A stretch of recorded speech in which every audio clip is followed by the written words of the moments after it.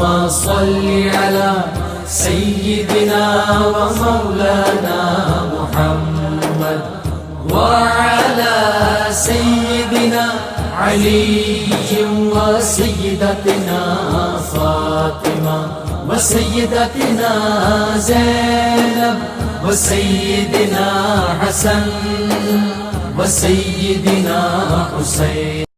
اعوذ باللہ من الشیطان الرجیم. بسم اللہ الرحمن الرحیم. الحمد للہ رب العالمین والصلاة والسلام علی اشرف الانبیاء والمرسلین واہل بیتہ الطیبین الطاہرین المعصومین. اما بعد. سورہ مبارکہ براءت آیت نمبر 37 سے آیت نمبر 41 37 سے 41. پہلی بحث جو صفحے پر ہمیں نظر آ رہی ہے وہ نسی کے بارے میں ہے. نسی کا مطلب ہے رد و بدل کرنا. پیچھے ہم پڑھ چکے کہ 12 مہینے ہیں سال کے، جن میں سے 4 محترم ہیں، اور ان 4 مہینوں میں جنگ و جدال کرنا حرام قرار دیا گیا تھا، جس کو بظاہر مشرکین مکہ بھی آنر کرتے تھے، مگر پھر وہ اس کے اندر گڑبڑ یہ کرتے تھے کہ اگر ان کو لڑائی کرنی ہو تو اس لڑائی کو کنٹینیو کرنے کے لیے پھر وہ مہینوں کو آگے پیچھے کر دیا کرتے تھے. مثلا محرم کا مہینہ ہے تو محرم کے مہینے کے بارے میں یہ کہہ دیں گے کہ اس مرتبہ محرم کا مہینہ بعد میں آئے گا، سفر کا مہینہ پہلے آ جائے گا. اب ظاہر ہے کہ یہ ہیلا بازی اور یہ اس طرح سے جو ان کا ایٹیچیوڈ تھا وہ دین کے ساتھ کھلواڑ اور مذاق تھا. پروردگار عالم نے اس کو نسی سے تعبیر کیا ہے، یعنی رد و بدل کرنا. ارشاد ہوا انما النسیء زیادۃ فی الکفر. مہینوں میں رد و بدل کرنا کفر میں ایک بڑی زیادتی ہی ہے. یضل بہ الذین کفروا، جس سے گمراہ ہوتے ہیں وہ جنہوں نے کفر اختیار کیا. یحلونہ عامن ویحرمونہ عامن، وہ ایک سال اسے حلال قرار دیتے ہیں اور ایک سال اسے حرام بنا دیتے ہیں. لیواطئوا عدۃ ما حرم اللہ، تاکہ پوری کر سکیں گنتی ان کی کہ جسے اللہ نے حرام قرار دیا تھا، یعنی وہ جو اللہ کی طرف سے حرام کیا گیا تھا اس گنتی کو بھی پوری کر لیں اور اپنی مرضی بھی چلا لیں. فَيُحِلُّ مَا حَرَّمَ اللَّهُ، تو وہ حلال کرتے ہیں اسے جسے اللہ نے حرام قرار دیا تھا. زُيِّنَ لَهُمْ سُوءُ أَعْمَالِهِمْ، ان کے لیے ان کے برے اعمال مزین کر دیے گئے ہیں. یعنی یہ اپنے آپ کو سیٹسفائی کرنا کہ ہم نے تو کوئی مخالفت تو نہیں کی ہے، اگر ایک مہینے کو ہم نے آگے پیچھے کر لیا تو اس میں برائی کیا ہے، دن تو بہرحال دن گزر جائیں گے. تو اس طریقے سے اپنے آپ کو بہلانا اور اپنے دل کو تسلی دینا، یہ طفل تسلیاں ہی تو ہیں، اس کا حقیقت سے کیا تعلق ہے. واللہ لا یہدی القوم الکافرین، اور اللہ کافروں کو منزل مقصود تک نہیں پہنچاتا. ایک وجہ یہ بھی بیان کی گئی کہ چونکہ ان کا جو معاشی پہلو تھا وہ بھی اس کے ساتھ جڑا ہوا تھا کہ عربوں کی گزر بسر جو تھی وہ لوٹ مار پر تھی، اور 3 مہینے مسلسل محترم ہونے کی وجہ سے ذوالقعدہ، ذی الحجہ اور محرم، اتنی طویل مدت تک اگر وہ جنگ نہ کریں تو پھر ان کے لیے روٹی روزی جو بظاہر ان کی تھی وہ کہاں سے وہ حاصل کریں. اس لیے وہ محرم کی جگہ سفر کا اعلان کر دیتے تھے تاکہ درمیان میں لوٹ مار کر لیں اور پھر سفر کے مہینے میں محرم منا لیں. اس کو قرآن نے بہرحال روکا ہے اور اس سے منع کیا ہے. پھر اس کے بعد جو اگلی آیت ہے آیت نمبر 38، اس سے جنگ تبوک کا ذکر شروع ہو رہا ہے. یہ جنگ تبوک بھی پیغمبر اکرم صلی اللہ علیہ وآلہ وسلم کی جو زندگی ہے اس کی آخری غزوات میں اس کا شمار ہوتا ہے. انفیکٹ باقاعدہ جنگ تو اس کے اندر ہوئی بھی نہیں، مگر چونکہ اطلاع ایسی تھی کہ شاید سامنے سے جو رومی فوجیں ہیں وہ جنگ کی تیاریاں کر رہی ہیں، لہذا پیغمبر اکرم صلی اللہ علیہ وآلہ وسلم مسلمانوں کو لے کر نکلے ہیں. اچھا، اب اس میں جو مسلمان تھے اور اس زمانے کے اندر جو مسلمان یعنی وہی صحابہ کرام، تو ان کے اندر ایک عمومی جو فضا ہے وہ ایسی بن گئی تھی کہ جو بہت ہی نیگیٹو تھی، کہ ان کو بہرحال جانے کے اندر ایک بہت بڑی جماعت جو ہے وہ سستی کا مظاہرہ کر رہی تھی. اور بڑے ڈسکریجنگ فیکٹرز ہیں کہ جو آگے ڈسکس بھی ہوں گے. ایک تو فاصلے کا ایشو تھا کہ یہ ایک طویل فاصلہ تھا جو طے کر کے وہاں تک پہنچنا تھا کہ جہاں پر امکان تھا کہ جنگ ہوگی. دوسرے موسم کی سختی کہ موسم فیوریبل نہیں تھا، گرمی کا موسم تھا، اور اس گرمی کے موسم میں اتنا طویل ڈسٹینس ٹریول کرنا، سفر کرنا، یہ بھی بہت بھاری پڑ رہا تھا. تیسری بات یہ تھی کہ یہ ہارویسٹنگ سیزن تھا، یعنی کاشت کا موقع تھا، کہ فصل پک چکی تھی اور فصل کو ہارویسٹ کر کے تھریش آؤٹ کرنے کے مراحل سے گزارنا تھا. تو گویا ان کے لیے بھی یہ چیز روٹی روزی کا مسئلہ تھا. تو اب اس کے مقابلے میں اگر آپ دیکھیں تو ظاہر ہے کہ جنگ تبوک کا موقع آ گیا اور میدان میں جانے کے لیے ان تمام تر چیزوں کو پیچھے چھوڑ کر جانا. تو پروردگار عالم نے یہاں پر ان کی مذمت کی ہے کہ جو اس کے اندر سستی کا مظاہرہ کر رہے ہیں. اور 7 تعبیرات ایسی ہمیں نظر آتی ہیں کہ جن کے ذریعے سے پروردگار نے ابھارا ہے، شوق دلایا ہے میدان جنگ میں جانے کا. یا ایھا الذین آمنو، اے ایمان لانے والوں، ما لکم، تمہیں کیا ہو گیا ہے، اذا قیل لکم، جب تم سے یہ کہا جاتا ہے، انفروا فی سبیل اللہ، اللہ کی راہ میں باہر نکلو، استثقلتم الی الارض، تم بوجھل ہو کر زمین گیر ہو جاتے ہو، یعنی زمین سے چپک جاتے ہو کہ ہمیں تو نہیں نکلنا، ہم تو سفر نہیں کریں گے. رضیتم بالحیات الدنیا من الآخرہ، کیا تم دنیاوی زندگی پر راضی تو نہیں ہو آخرت کے بدلے میں، آخرت کے مقابلے میں؟ ایسا تو نہیں ہے کہ تم نے دنیا کی زندگی ہی کو سب کچھ سمجھ لیا اور اس پر راضی ہو گئے.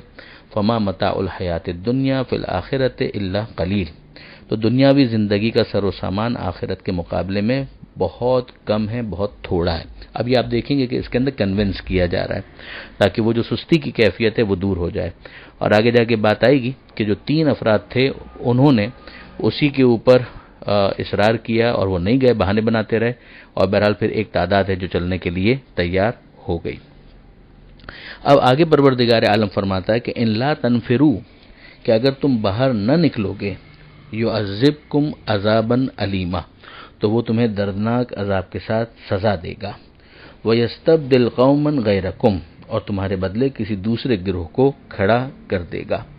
وَلَا تَضُرُّوهُ شَيْئًا، اور تم انہیں کچھ نقصان نہ پہنچاؤ گے، یعنی تم اگر نہیں جاؤ گے تو اپنا نقصان کرو گے، اور اگر تم گئے تو تم سعادت حاصل کرو گے. اور اگر تم نے اسی طریقے سے اپنی سستی پر اپنے ایٹیچیوڈ کو بلڈ کیا تو اللہ کی طرف سے تمہیں عذاب علیم بھی ملے گا. واللہ علی کل شیء قدیر، اور اللہ ہر چیز پر قدرت رکھنے والا ہے. یعنی یہ تمہارے لیے سعادت ہے، ورنہ اگر تم اس سے محروم ہونا چاہتے ہو تو یہ تمہاری اپنی چوائس ہے. اب آگے پروردگار عالم مزید کہتا ہے کہ ان لا تنصروہ، کہ اگر تم ان کی مدد نہیں کرو گے، رسول اللہ کی مدد نہیں کرو گے، فقد نصرہ اللہ، تو اللہ نے ان کی اس وقت بھی مدد کی تھی. اب آپ یہیں سے اندازہ کیجئے کہ کوئی خاص واقعہ ہے کہ جس کو پروردگار عالم بیان کر رہا ہے کہ جس میں پروردگار عالم کی خاص مدد نازل ہوئی تھی، اور کوئی تھا کہ جسے مدد کرنی چاہیے تھی اور اس نے مدد نہیں کی تھی. اب یہ تمام صحابہ کرام کو مخاطب کر کے کہا جا رہا ہے کہ تم اگر مدد نہیں کرو گے تو اس موقع پر تم مدد نہیں کرو گے تو اس سے پہلے بھی ایک ایسا موقع آ چکا ہے کہ جب کسی کو مدد کرنی چاہیے تھی اور اس نے مدد نہیں کی. اذ اخرجہ الذین کفروا، موقع کون سا تھا کہ جب کفار نے، ان لوگوں نے کہ جنہوں نے کفر اختیار کیا، انہوں نے ان کو خارج کر دیا تھا، نکال دیا تھا مکہ سے. اب ظاہر ہے کہ وہ قتل کرنا چاہ رہے تھے جس کا نتیجہ اخراج پر منتہی ہوا. تو اب پروردگار عالم اس موقع کو یاد دلا رہا ہے کہ اس موقع پر جب یہ رسول نکلے ہیں تو نکلتے ہوئے پیغمبر اکرم آپ جانتے ہیں کہ غار ثور میں 3 دن تک رہے ہیں. تو اس موقع کو پروردگار عالم نے یاد دلایا ہے کہ ثانی اثنین، کہ 2 میں کے ایک تھے، دوسرے رسول تھے، تو ایک اور بھی تھے کہ جو اس موقع پر موجود تھے. اب وہ جو بھی ہوں، مگر آپ ذرا دیکھیے کہ پروردگار عالم یاد دلا رہا ہے ان لوگوں کو کہ جو اس موقع پر جنگ تبوک کے اندر مدد نہیں کر رہے، اور پھر پروردگار یہ یاد دلا رہا ہے کہ اس وقت کو یاد کرو جب اللہ نے مدد کی، اور اس مدد کا موقع کیا تھا کہ جن کو مدد کرنی چاہیے تھی وہ مدد نہیں کر رہے تھے. ثانی اثنین، کہ جب رسول 2 میں کے ایک تھے، اذ ہما فی الغار، جب غار میں وہ دونوں موجود تھے، اذ یقول لصاحبہ، جب انہوں نے اپنے صاحب سے کہا، یعنی جو ساتھی ان کا اس وقت موجود تھا اس سے کہا کہ لا تحزن، غم نہ کرو، ان اللہ معنا، یقیناً اللہ ہمارے ساتھ ہے. یہ ذرا سا ڈانٹنے والا انداز محسوس ہوتا ہے کہ اس وقت بے چینی اور اس وقت جو ان کی کیفیت تھی وہ ایسی تھی کہ بہت ڈسٹربنگ تھی، جس کو کنٹرول کرنا ضروری تھا. اس لیے کہ کفار اور مشرکین جو ہیں وہ تو گویا سر پر آ چکے تھے، اور اس کی جو کیفیت جلالین کے اندر آئی ہے وہ اس طرح سے آئی ہے کہ قد قال له لما رأى اقدام المشرکین، جب انہوں نے مشرکین کی پیش قدمی دیکھی تو رسول سے کہنے لگے لو نظر احدهم تحت قدمه لابصرنا، کہ اگر ان میں سے کوئی بھی نظر جھکائے اپنے پیر کے نیچے تو وہ ضرور ہمیں دیکھ لے گا. اب یہ جو کیفیت ہے یہ بڑی ڈسٹربنگ کیفیت ہے. ہونا کیا چاہیے تھا اور ہو کیا رہا ہے اس موقع پر. لہذا پروردگار عالم نے اس واقعے کو یاد دلایا ہے کہ اس موقع پر رسول اللہ نے کہا کہ لا تحزن، ڈرو نہیں، غم مت کرو، ان اللہ معنا، یقیناً اللہ ہمارے ساتھ ہے. اب اس کے بعد پروردگار عالم نے اپنے خاص لطف و سکون و الطاف کا ذکر کیا کہ ایک اطمینان کی کیفیت پروردگار نے جو مشکل موقعوں پر پروردگار اپنے رسول کے اوپر نازل کیا کرتا ہے، پروردگار عالم نے اس کو نازل کیا. جیسے کہ ہم اس سے پہلے بھی پڑھ چکے ہیں اسی سورہ توبہ کے اندر آیت نمبر 26 میں، جو جنگ حنین کے موقع پر پروردگار عالم نے کہا تھا کہ جب لوگ مدد نہیں کر رہے تھے اور بھاگ رہے تھے تو اس موقع پر پروردگار عالم نے اسی طرح سے سکون کے نازل کرنے کا ذکر کیا تھا. بہت کم تھوڑے لوگ رہ گئے تھے وہاں پر، اور ارشاد ہوا تھا کہ ثم انزل اللہ سکینتہ علی رسولہ وعلی المؤمنین، کہ اللہ نے نازل کیا پھر سکون اور اطمینان کو اپنے رسول پر اور مومنین کے اوپر. اسی طرح سے سورہ فتح کے اندر بھی پروردگار عالم نے اس بات کا ذکر کیا آیت نمبر 26 میں، فانزل اللہ سکینتہ علی رسولہ وعلی المؤمنین، کہ اللہ نے نازل کیا سکون اور اطمینان کو اپنے رسول پر اور مومنین کے اوپر. تو ایسے مشکل موقعوں پر پروردگار عالم کی طرف سے خاص لطف و عنایت، یہی تو وہ مدد ہے کہ جس کا پروردگار نے ذکر کیا. فانزل اللہ سکینتہ علیہ وایدہ. اب یہاں پر آپ دیکھیے کہ پروردگار عالم صرف اپنے رسول کا ذکر کر رہا ہے، جس طرح سے دو اور موقع میں نے آپ کے سامنے بیان کیے. وایدہ بجنود لم تروها، اور اللہ نے اپنے حبیب کی مدد کی ان لشکروں سے کہ جن کو تم نہیں دیکھ رہے تھے.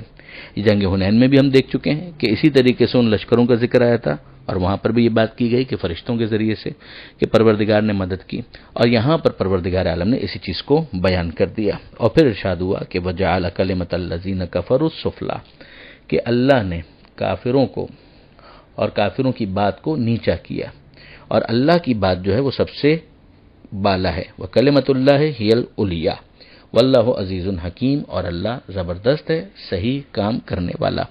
اب ایک بات خالی اور باقی رہ جاتی ہے کہ کیا لفظ صاحب ہمیشہ اچھے معنی میں استعمال ہوتا ہے یا یہ مطلق ہم نشین کے معنی میں استعمال ہوتا ہے، چاہے وہ اچھا ہو یا برا. سورہ کہف کے اندر ہم دیکھتے ہیں کہ آیت نمبر 37 میں پروردگار عالم نے ایک صاحب ایمان کا ایک کافر کے ساتھ مکالمہ نقل کیا ہے، جس میں پروردگار عالم فرماتا ہے کہ قال لہ صاحبہ، اس کے صاحب نے اس سے یہ کہا، وہو یحاورہ، کہ جب وہ اس سے بات کر رہا تھا، اکفرت بالذی خلقک من تراب،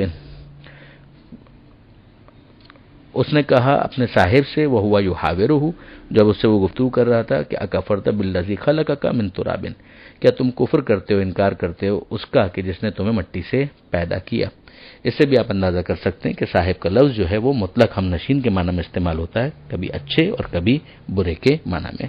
میں نے بہت احتیاط کے ساتھ ان آیتوں کے اوپر گفتگو کی ہے، اور ظاہر ہے کہ اس کے مقابل بھی ایک اوپینین موجود ہے، اور ظاہر ہے کہ اس کے ماننے والے جو ہیں وہ ان کے لیے اپنے دلائل ہو سکتا ہے کنونسنگ ہو، مگر آیت کے ظاہر سے جو چیز ہمارے لیے بالکل واضح ہے اس سے جو نتائج نکلتے ہیں وہ میں نے آپ کی خدمت میں عرض کر دیے، اور بالکل ٹھنڈے دل کے ساتھ غور کرنے کی ضرورت ہے، اور پھر اس کے بعد جو جس کو سمجھ میں آئے وہ اس کے لیے کافی ہے. میں نے جان بوجھ کے اس لیے نام نہیں لیا کہ کوئی ہرٹ نہ ہو، لیکن بہرحال جو مطلب آیت سے سمجھ میں آ رہا ہے وہ بہت واضح ہے.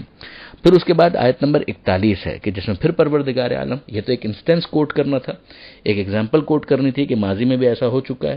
اب اس کے بعد پھر ایک مرتبہ پروردگار عالم نے کنونس کیا کہ انفروا خفافا وثقالا، چل کھڑے ہو ہلکے پھلکے اور بھاری بوجھل جیسے بھی ہو. یعنی تم حالات کے اعتبار سے اچھے حالات میں ہو یا برے حالات میں ہو، تمہارے پاس بہت زیادہ مال ہے یا کم مال ہے، تم پریشان حالی میں ہو، کمزوری میں ہو، جوان ہو، بوڑھے ہو، تمہاری طبیعت اس کے لیے آمادہ ہو یا طبیعت پر گرا ہو، سوار ہو یا پیادہ ہو، جو بھی تمہاری کیفیت ہے نکل پڑو. جاہدوا باموالکم وانفسکم فی سبیل اللہ، جہاد کرو اللہ کی راہ میں اپنے مال کے ذریعے سے بھی اور اپنی جان کے ذریعے سے بھی. ذالکم خیر لکم ان کنتم تعلمون، یہ تمہارے لیے بہتر ہے اگر تم جانو، یعنی اگر تمہیں علم ہو جائے. یعنی پریشانیاں تو آئیں گی، میدان میں نکلو گے اور جہاد کرنا پڑے گا تو مال بھی خطرے میں ہے اور جان بھی خطرے میں ہے، مگر یہ سب کچھ فی سبیل اللہ ہے. اگر اللہ پر بھروسہ ہے تو یہ تمہارے لیے بہتر ہے اگر تم اس بات کو جانو. یہاں پر یہ صفحہ مکمل ہوتا ہے. پروردگار عالم سے دعا ہے قرآن پڑھنے، سمجھنے اور عمل کی توفیق عطا فرما، اور وارث قرآن امام زمانہ کے ظہور میں تعجیل فرما. وآخر دعوانا ان الحمد للہ رب العالمین. والسلام علیکم.